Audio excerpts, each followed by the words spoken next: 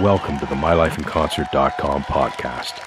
I'm your host, Various Artists, and please join me as I travel back and revisit every live show I've seen from 1975 to the present. In episode 14 on the Boomtown Rats at the London Gardens in March of 1980, I talk about the show. They were great, the band were good, but I also talk about the nature of memory.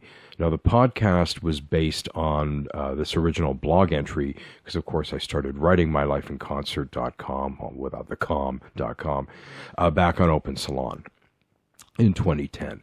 And I wrote this piece on the Boomtown Rat Show late in 2010 after I'd written quite a number of these, looking back, rethinking things, but also going back and re-listening to albums I hadn't heard for years and having very different responses in some cases.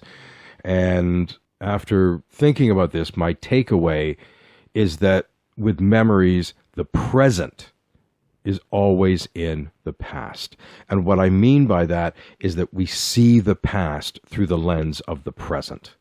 Where you are in the present will impact how you view the past. As your life unfolds, you start revisiting memories and see them from a different perspective at each stage in your life. And it kind of brings to mind that 1950 film by Akira Kurosawa, Rashomon, where the same incident is told from four completely different perspectives, and it's four different stories. So you live long enough and you become your own personal Rashomon, because as you go back and revisit memories or things associated from previous eras, you have different reflections on things because you're a different person at different points in time in your life. How we remember or want to remember something is structured and edited through the present lens and all its attendant values and priorities. So we're constantly reframing events from our lives through what we see and know now, or what is current at any given time.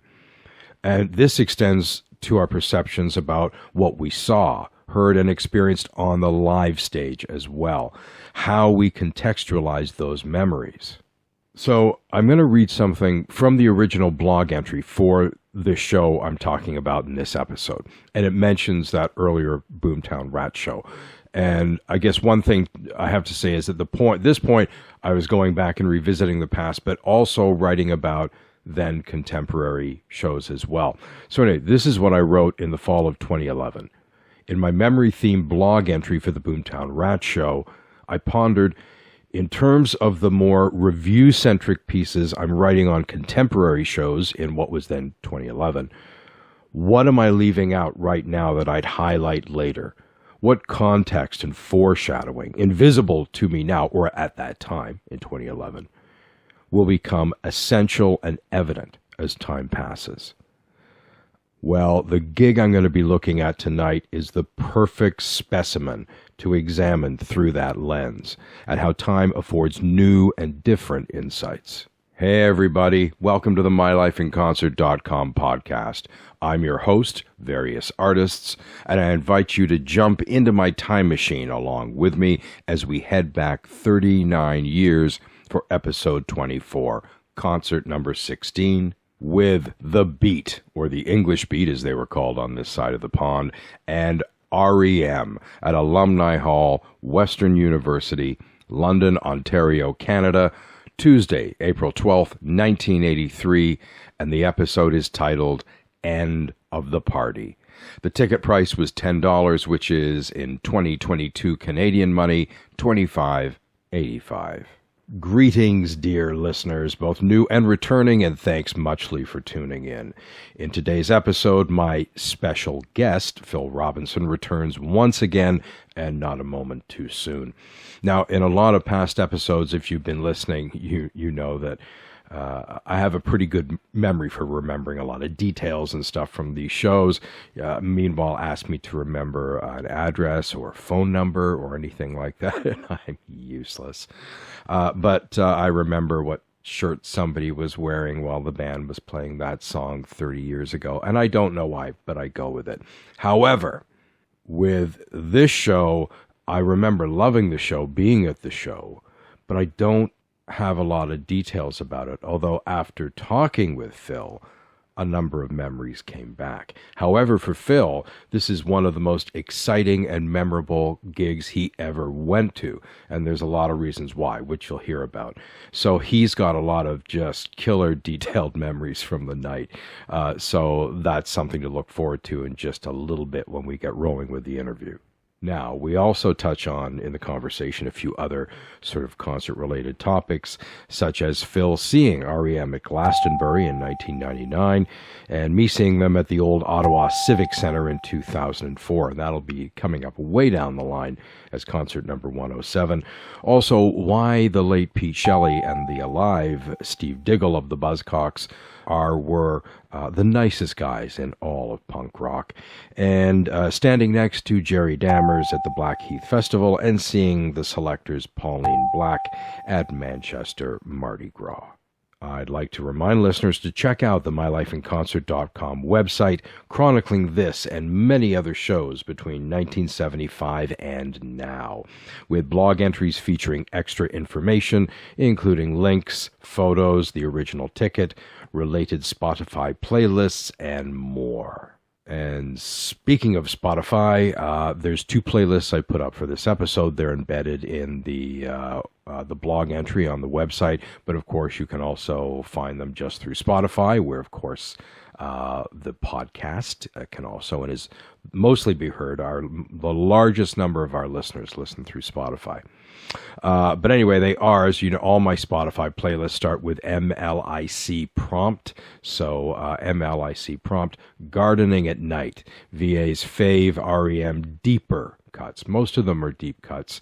Near the end, there's a few more popular ones. But stemming through their career starting from 1981 through 2011. And also MLIC prompt, End of the Party, VA's fave beat tracks from that 79 to 82 period. So they're there for you to listen on Spotify if interested, especially the REM one. There's a lot of great lesser played and lesser heard tracks on that one.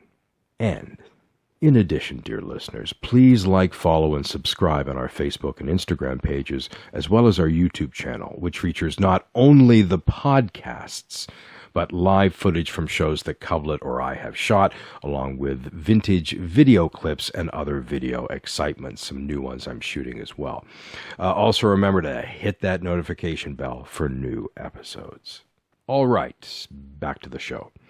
Now, to continue on from what I was discussing in the intro, when you see the marquee for this show through 2022 eyes, or the eyes of 2011 when I initially wrote the blog entry, it's the opening act REM that jumps out as the more significant, whereas headliners The Beat, or the English Beat as they were known over here, are a little more selectively remembered. That's not a put down, and certainly in the UK that's probably not the case.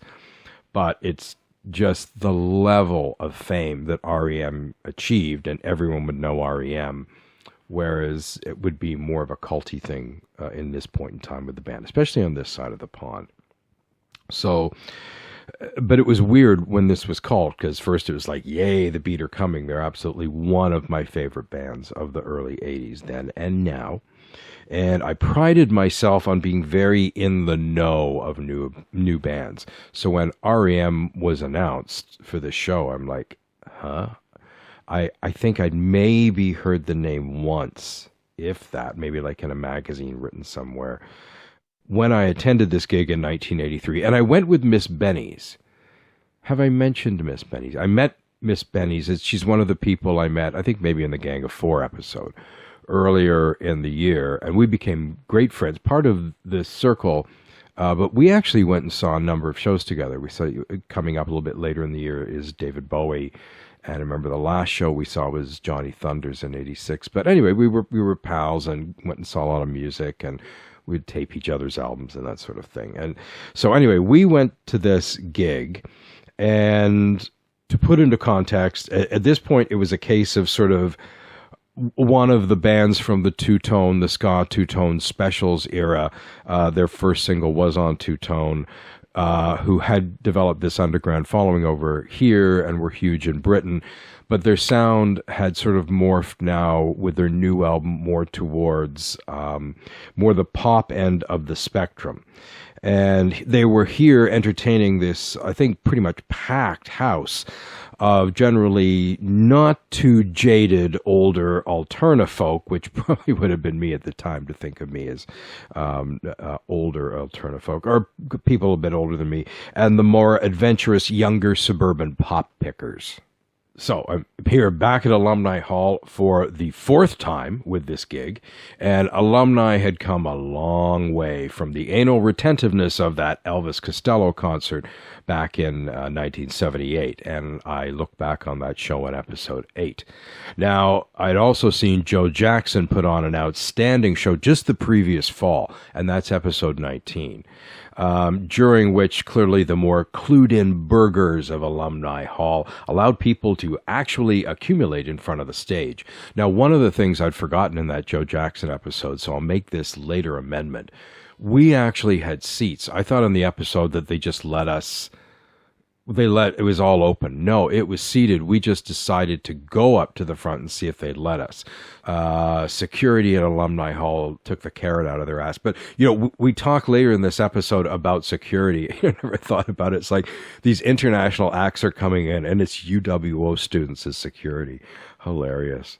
So anyway, in a bout of delayed progressive thinking, the hall completely opened up its floor space for this gig, and also for a Stray Cats gig that had been there 2 weeks previous. Now, I didn't do an episode on the Stray Cats gig, and this is interesting because I will be talking about it down the road in episode number 29. Particularly from this point to about 92, I saw so many shows, and there's a number where even if I like them or the show was great, there's maybe not a lot to say. So I'm going to be doing a bunch of these little encapsulated blog entries and episodes. There's already a few up, sort of later in the series. But I'll be talking about the Stray Cats at that time. And we mentioned the show also a little bit later in the episode because Phil was also at the Stray Cats show and he has a little bit of a memory from that feeds in to this Beat concert. So back to the big ass open floor. Now this was a win-win situation all around. It sort of allowed us who would go to the clubs and were part of the scene to just sort of wander around the crowd and mingle freely, just like we were doing in the bars and clubs. And meanwhile, while the more raucous acts to play alumni, they benefited because they were able to feed off the energy of this audience, this unrestrained audience in front of them, making for a more synergistic artist-audience experience. Okay, back to REM, who opened the show. Now, the connection was, on this side of the Atlantic, the Beat, or the English Beat as they were known here, were on IRS Records, which was REM's label at the time who first signed them. Of course, the Beat had their own Go Feet label in the UK. And it's interesting because the week of this show is the week when Murmur by REM was released. In fact, this was the day before the album was released. And it's one of the all-time great debuts in rock music. And it's an album to this day I put on. Well, I still listen to REM plenty, but that would be one of my favorites. And it's also cool to think the album was just finished a few weeks before this show. And I speak more about that during the interview, although what I have to say about the show, anyway, you'll hear it soon. Now, for the headliners of the night, the Beat, and for all of us who were all we'd all followed and continue to follow the British music scene. They were the Beat. They were never the English Beat. Now, they'd exploded onto the UK scene, as I mentioned earlier, as part of the Two Tone Explosion. Their first single cover, a ska version of Tears of a Clown, was a big hit, was on Two Tone, and then they formed Go Feet. They had a whole slew of big hits in the UK through the early 80s, and their debut album, I Just Can't Stop It, that's one of the best albums of that year, and there's a lot of good albums from 1980. And it's also one of those time and place albums, as almost everyone I knew had it. Almost everyone liked it. I probably played it a few hundred times in 1980. So it's an album that immediately takes me back to that time, but also the community of that time, as it was just everyone was listening to it that I knew.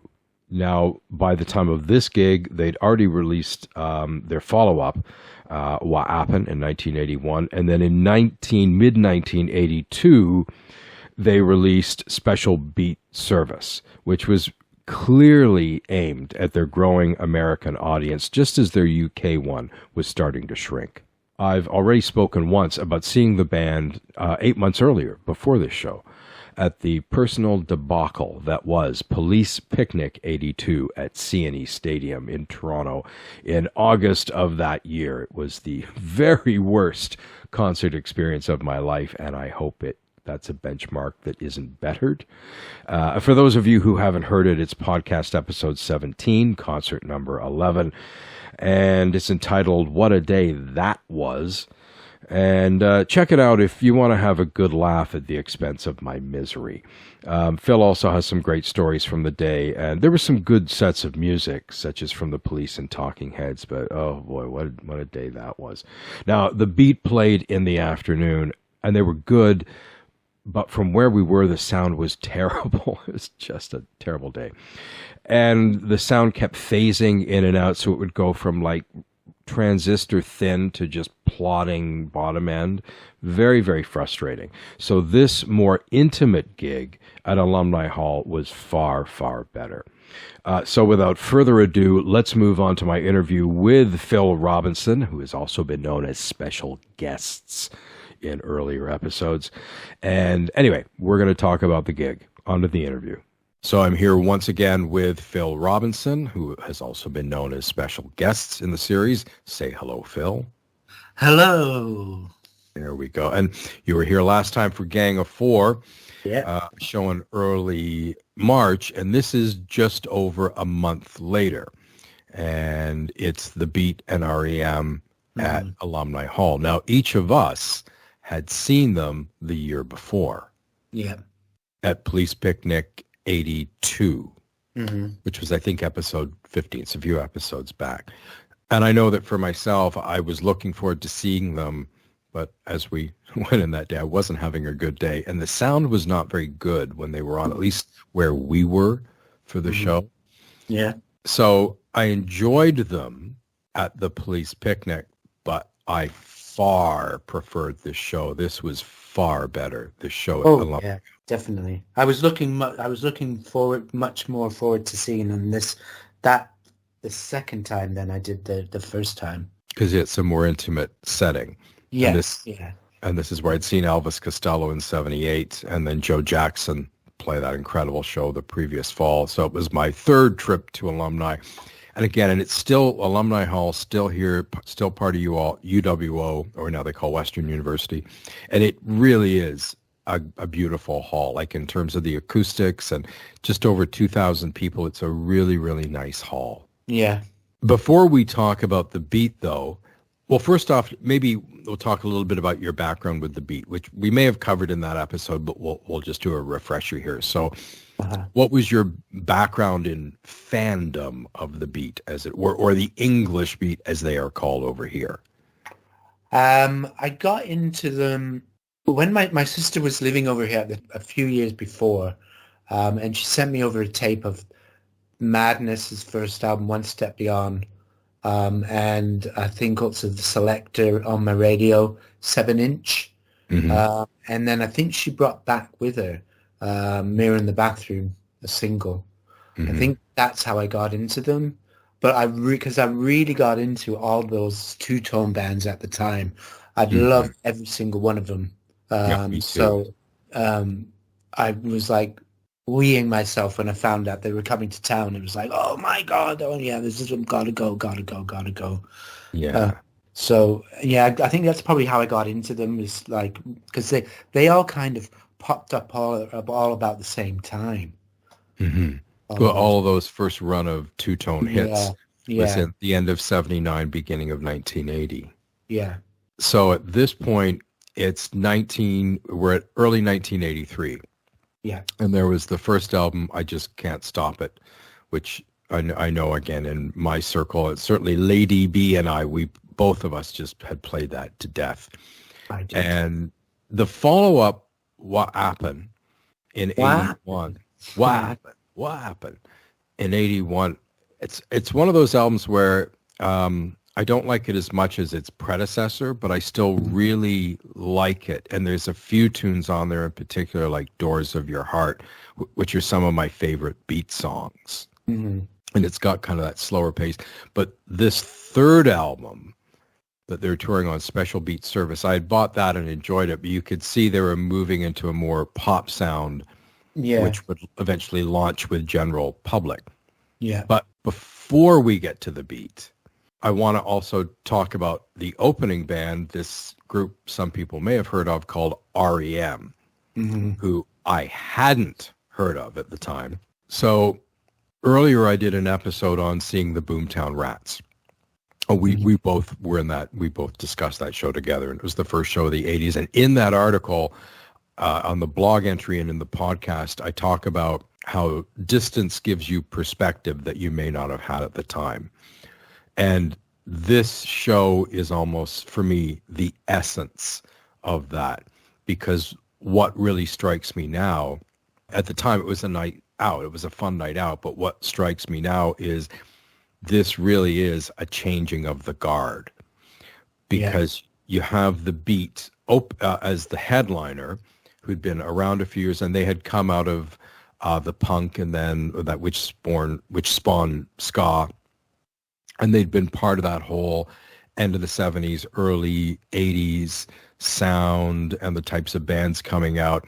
And that period in 83, 84 was starting, it was peaking, but starting to wind down. Then you had REM, this sort of alternative American band from the South, coming out of very different kind of music than any of those bands. And of course, they really were the future of where things were heading, certainly for my tastes. Because when I think of the 80s, the first half of the 80s for me was very British dominated. The second half is absolutely American underground dominated. So I see this as it's a really, really interesting moment in time where it's a changing of the guard, changing of the alternative guards, as it were. All right. Now, there's things I have to say about REM for the show, but do you have any memories? Did you know about REM? Do you have any memories of their set? I don't think I didn't know who they were. I have glimpses of seeing advert for an EP in Cream magazine. I think, and I remember them coming on and loving them. I remember Michael Stipe just dancing around the stage. He was like, 1 minute he's at one and next minute that's the other. Just like, I thought, wow, these guys are good. Nice. And I just remember thinking, absolutely loving them. Nice. See, I wish that I could sort of deliver this cooler than thou story to listeners, that I saw this band and didn't know who they were and they blew me away. They really left me feeling indifferent. They really didn't impact me at all. And I don't know why. It really didn't do anything for me. They really didn't impact me. And again, I've tried to wonder why, because I hadn't heard of them and I hadn't heard any of their material. But about 3 or 4 weeks after the show, I was just doing some dishes in the kitchen and I had the radio on for CHRW, and this song came on and I really liked it. I thought, oh, who is this? And it was the end of a set.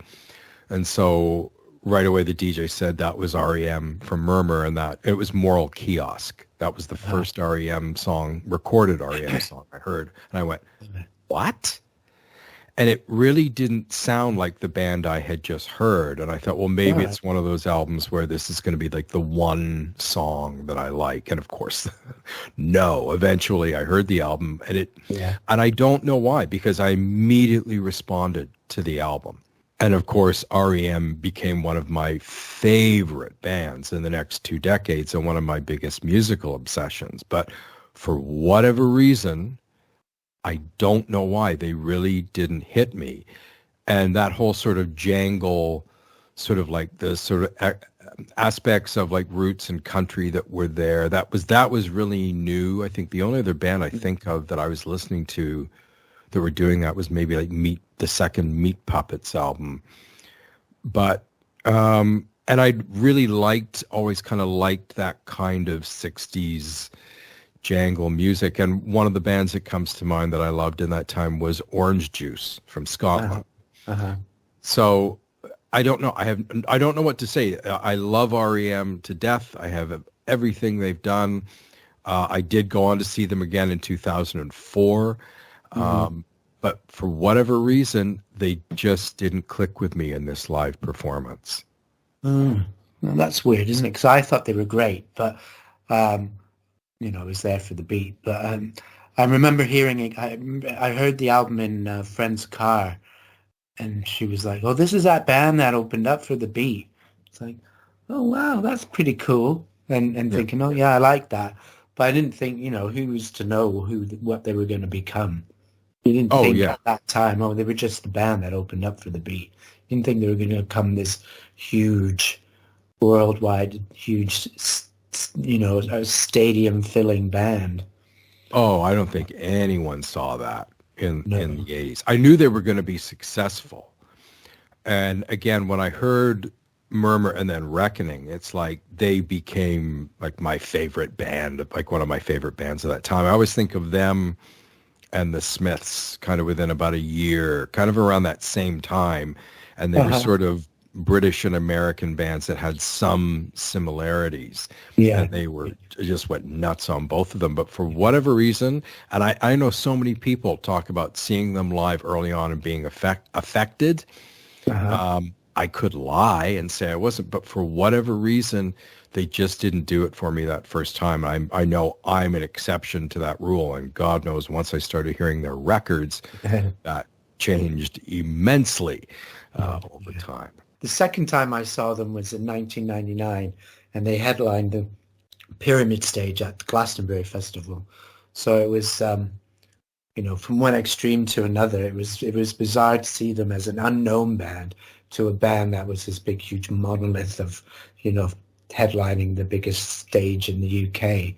And, so that's why I like the two differences of seeing them from one end to the other. Yeah, it's weird for me as well because I saw them at the beginning and then near at the end. And when I saw them in 2004, the show was amazing. They were incredible. And again, it wasn't the Pyramid Stage, but they were playing the Civic Center in Ottawa, which is about 5,000 people, and it was sold out. It's a band. I'll listen to their music forever. I guess I'm glad that I did get to see them early on, if nothing else, for bragging rights.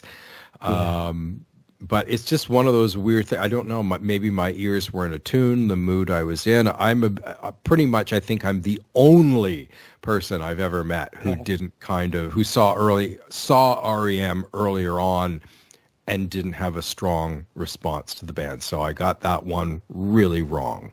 Well, can't all be right. At least anyway, it was great. And but it's weird though too, because now I haven't listened to this in a while, but sometime back they did a reissue of Murmur, and they included a live show, and it was at Larry's Hideaway in Toronto. Remember Larry's Hideaway? Oh yeah. And it was like a 2 or 3 days after the show. By the way, this was the week Murmur was released, which I didn't realize. This was the week it came out. And I've listened to that show, and it sounds fantastic. So I'm thinking this couldn't have been appreciably different than what I saw in London a few nights later. So I don't know. The mystery of my life. Wasn't it also, I'm sure, I don't know if it was you who told me, I thought I'd heard that it was actually the gig in London that we saw was their first gig in Canada? I don't know. I'd have to look it up. It very well could be. I mean, they were here because they were opening for the Beat, and they probably scheduled the show at Larry's Hideaway. I'd have to look at the dates of the Larry's Hideaway gig. Yeah. Again, it would make sense because they wouldn't have been up here before or anything, and they were on this bill because also the Beat were now on IRS over here, and that's the label REM we're signed to. Yes. So on With the Beat and Back to the Beat, do you have any memories of this show from the evening? I do. I remember everybody was going nuts. As far as I can remember, everyone was going crazy. Everybody was dancing away.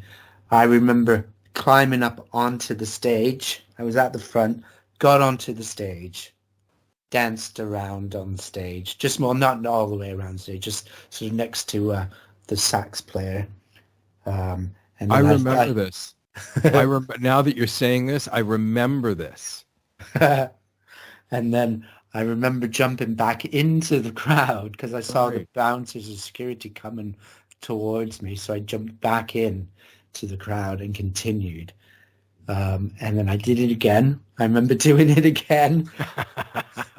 And then I think Sam did it. Somebody else did it and was jumping up. So all these people kept jumping on and off and on and off. And then at the end, there was this girl there. I can't remember what her name was, but we were at school together, but it wasn't somebody I really hung out with. We kind of knew each other at school. She was like, help me up, help me up. So I helped her on the stage, and she sort of ran to the middle of the stage behind Dave Wakeland. It was like dancing around. It was like, oh my God, the security aren't coming because people kept jumping on and they kept taking them away.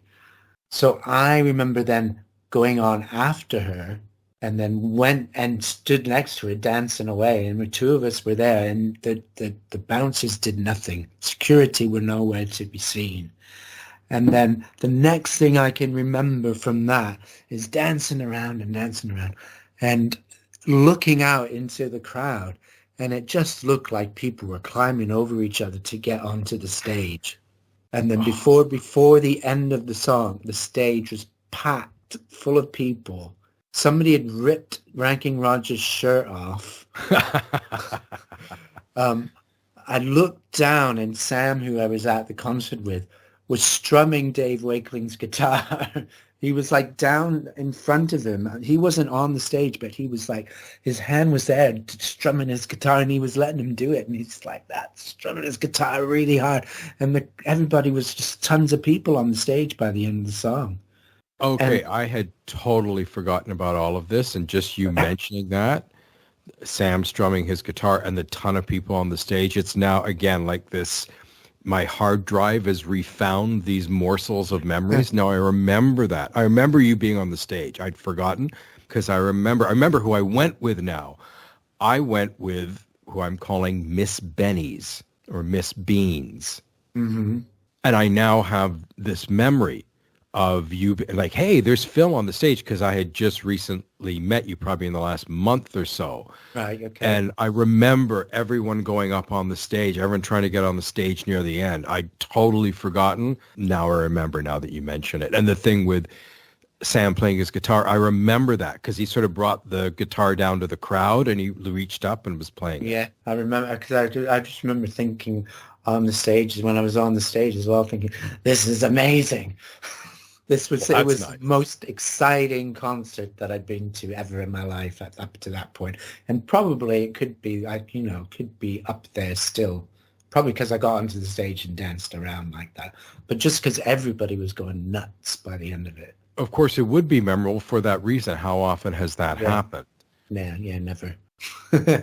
And that's the thing with the band. They were so high energy and everyone there was so into it. Also, too, we were talking about London before, about how you look back now, we didn't get the level of shows we got in Toronto, but we did get a number of people here. And I think there was a real euphoria that they were here. They were here in London and everyone got to see them. But the band themselves had such energy and such, they were so magnetic, and the high energy and just the whole place was just filled with this positive energy around the band, and everyone's just getting really, really excited. But that thing at the end where everyone got up on the stage and rushed the stage, just totally forgotten, and it's really cool that that's come back to me. And I remember as well the bass player and the other guitarist, the two guys who went on to form Fine Young Cannibals. Yeah. They were sort of they kind of tried to get to the back of the stage and were stood on the sort of platform for where the drummer was. And they were holding their guitars for dear life, still kept playing, but they were like really holding the guitars really close to themselves. Yeah. Oh man. Just again, I have the vaguest memories of all that. But yeah, I remember eventually at the end, everyone just got on. But Because I can remember because I remember us saying, "Oh, we'll jump on the stage," because me and Wendy, we had this thing. We said because we'd been to see. I don't think you because you've not mentioned going to see. We went to see the Stray Cats. yeah, I actually yes, except for that, I didn't have a ton to say about that. So that's going to be coming up. I think it's episode 29 or 30, and I'm going to do a recap of a whole bunch of shows that I don't really have a whole show. I didn't want to do a whole show around. I didn't have that much to say. So that Stray Cats gig is going to be in a compilation episode coming up. Well, Wendy and I went there, and she jumped on the stage for that. Ah. And she got mentioned in the paper. She was the only one because they said at the end, I remember in the London Free Press, they said at the end, a crazed woman jumped on the stage, which is our reaction as well. We thought that was absolutely hilarious. So she said, we need to jump on the stage when we go to concerts. I'm like, yeah, let's jump on the stage. So that's kind of sort of like how we thought, we need to get on the stage. So those were your focuses in the days, waving at celebrities, which we've covered oft, and jumping on stages. Yeah, and also after it's going back to the Stray Cats gig, we got chased by the student police. Oh, that's scary stuff. Because we tried to get backstage. Well, that can be tricky to get backstage at a gig. But I remember... I think I mentioned the first time I went there in 78, the student radicops were just, they were the worst, just completely killed a lot of atmosphere. By this point, I remember them being a little bit looser, but if the place was really going nuts, then yeah, they're probably freaking out. Yeah. Oh, yeah. They wouldn't have been able to stop that. But it's like when I've told people since about, they didn't really have security. They just had students acting as security, which didn't quite work. I don't, they were kind of like Hitlerish in a sense. Sit down. Oh yeah, from the stage. But they couldn't really stop all those people. Yeah, but we got chased by them because we were trying to get to the dressing room of the Stray Cats. We got as far as the door, actually. Ah, okay, because I'm just thinking, that Stray Cats gig was in between, so this was like several shows in a few weeks. Maybe I'm getting my dates mixed up. I remember us saying, we need to jump on the stage. But anyway, actually you are, because the Stray Cats gig was in between. It's just I didn't do a whole episode on that. Oh, right. Oh, okay. That was the early days. Jumping on stage, trying to get backstage and waving. Yeah, those are the big things. Excellent. I didn't get backstage to a show at Alumni until 87. I got, because I knew someone at MCA, and I got backstage for In Excess. Okay. Hung out with them. So there's stories when that comes. They were actually, except Michael Hutchence, they were actually really great guys. Hutchence was really weird. You're in the basement of this venue, and the band were really sociable and hanging out with everyone. And it was kind of like almost like a big gymnasium or party room. And Hutchence just spent the entire time walking in a circle around the perimeter of the room, round and round, and talking to no one. So anyway. Wow. Yeah, that was a bit odd. But the rest of In Excess were very charming hosts. Actually, the one guy, I think it's the keyboard player. That's who I had a long conversation with, because I'll be retelling this down the line. He was really into a lot of underground movies, and that came out. And of course, as you know, so am I. And there's a lot of these movies he had wanted to see but couldn't in Australia. They were tough to see. So on this tour, he had told them he wanted a lot of these movies as part of the tour bus videos. And we were going through, he was remembering the titles, and I was telling him what to watch first. Remember we were talking about like Female Trouble and Pink Flamingos and John Waters. Also, this is when Pee-wee's Playhouse was on television, and I was taping it every week, and we'd all, of course, it was a show for two audiences, kids and also the alternative community. And I'd tape them in the morning, I'd be at work, and a whole bunch of us would watch them on Saturday night before we went out to the bars. And he had been trying to see the show, but he hadn't been able to. And I said, I've got all of them on tape. So I said, next time we play, I'll come to your house and we'll watch them. So anyway, Wow. That's my only backstage memory of Alumni Hall that I can think of. Yeah. So anyway, go ahead. Know what you're going to say?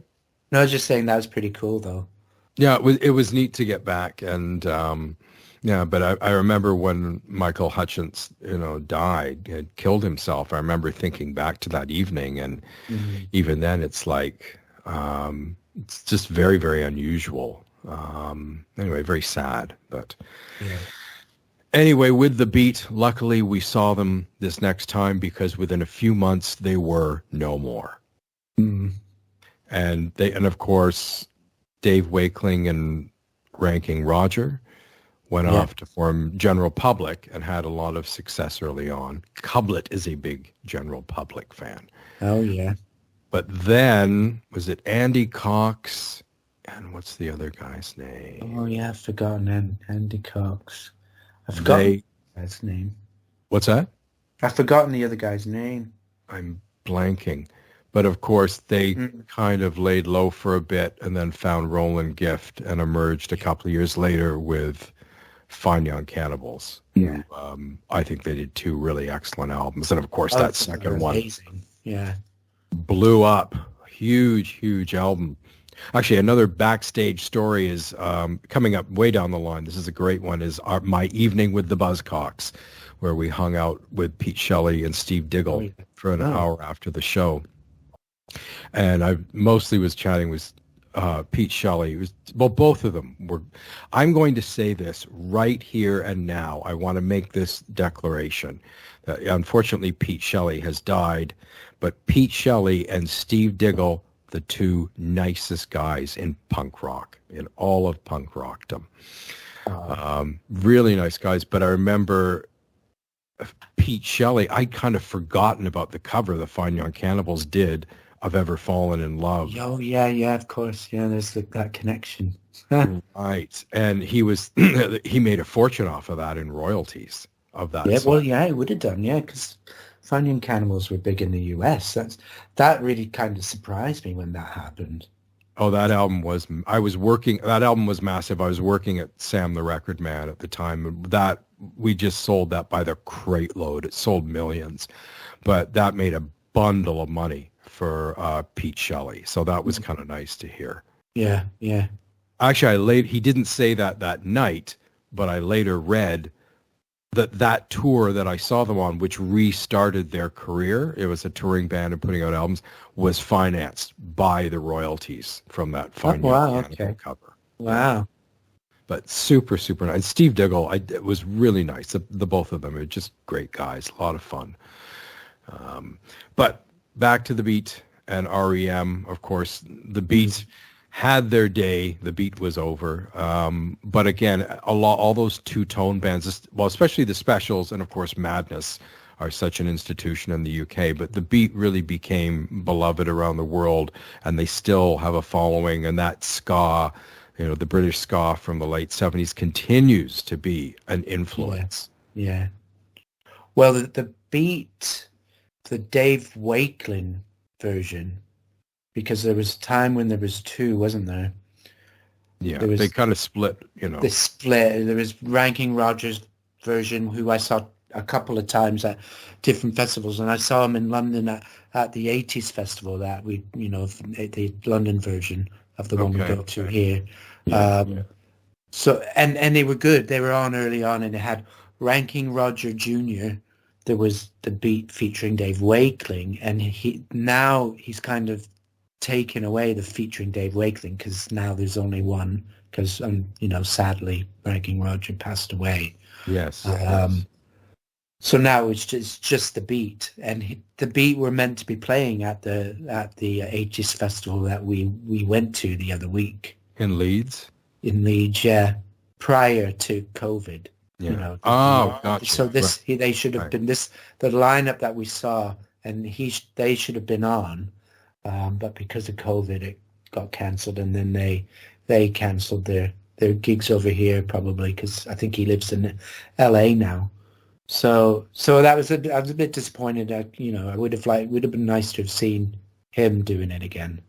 It's a shame because a lot of these bands have come back together, but that never really happened. They have the separate touring entities. Like, for instance, when I saw the Specials, and they didn't have Jerry Dammers with them, but everyone else. Pretty much everyone else. Yeah. That's when I saw them again without him. But I saw Jerry Dammers. I've seen him DJ a couple of times. And then there was at the Big Chill Festival, he did a DJing set, and then he was stood really close to us as well at one point before he did his DJ set. And then he also when we lived in London, there was a festival called on Blackheath, which was about a 15-minute walk away. So we got cheap tickets because we were considered to be local. Yeah. And he was DJing. Madness were headlining, funnily enough. Nice. I've never seen Madness. I'd love to see Madness. Oh yeah, they're brilliant live. They were so good. Who else was on there? Well, Manic Street Preachers were on, but Jerry Dammers was DJing as well in between the acts. Okay.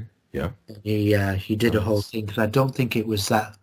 It was too much longer after Rico Rodriguez had passed away, because he kept playing his stuff and saying, "Oh, my set's dedicated to Rico."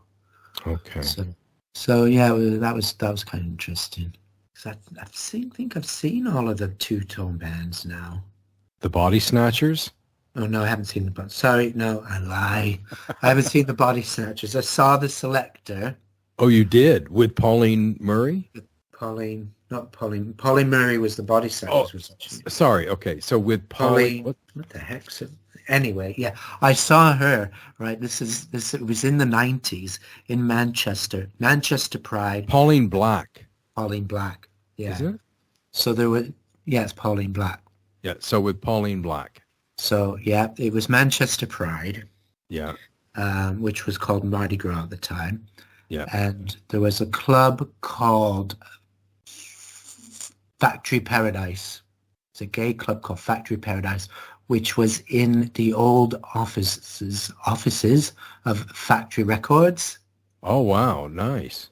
Yeah, so that was empty for a bit and then got turned into a gay club. And they had a skinhead night over the weekend, over the gay pride weekend at Factory Paradise, and the Selector played. Ah, okay. So yeah, they did a live set in this club, this small club, which was pretty good. Oh, okay.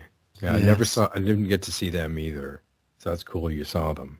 Yeah. They played in a pub another time when we lived in London. They were playing at a bar up the road from us called the New Cross Inn on New Year's Eve one year, but we didn't go.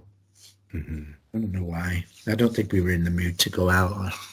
Yeah, I love, as you know, I love concerts and partying and going out and going to parties and that sort of thing. But New Year's Eve is, I don't know, it's one that you get a lot of people who sit home 364 days of the year going out and trying to make up for it. So I will go out sometimes, but it's one of my lesser favorite holidays. Yeah, it is now. When I was younger, I loved it, but not now.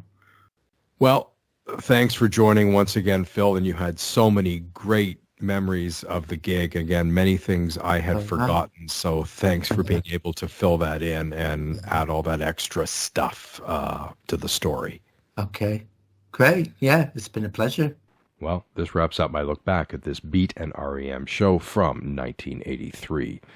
Tune in next time for what was quite an interesting evening, you might say, when San Francisco's sludge rock contrarian refuseniks Flipper come to town to decimate Fryfogels and its audience, about 6 weeks after the Beat REM show. An evening of debauchery and indulgence ensues for myself and a crew of people on that night, one that involves missing persons, dangerous fire escapes, and a foggily remembered after-show party comprised of mass stimulant consumption and much silliness, with Flipper, both as persons and performers, interweaving with us at various points on our night, and also lining up to see Return of the Jedi as well.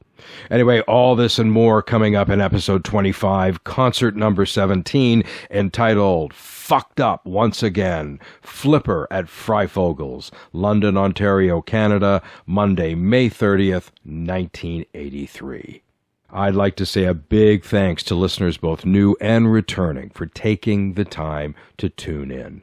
Please remember to check out the mylifeinconcert.com website for the original 2011 blog entry for this concert, featuring, of course, additional information, links, images, pictures of the ticket, everything. And, of course, I have those 2 Spotify playlists on the website and on Spotify: End of the Party, VA's Fave Beat Tracks, and Gardening at Night, VA's Fave REM Deeper Cuts. Also, please remember to like, follow, subscribe, and hit the notification bell where applicable on Facebook, YouTube, and Instagram pages. And please leave your memories of any of the gigs I'm writing about on the platform of your choice. Also, if you've enjoyed the podcast, be sure to tell your Toonhead friends about it. Pass the word on. Please help me get the word out there. Once again, thanks for listening. This is your host, Various Artists, signing off, and we'll meet up at the next concert. See you there, and see you then. Bye for now.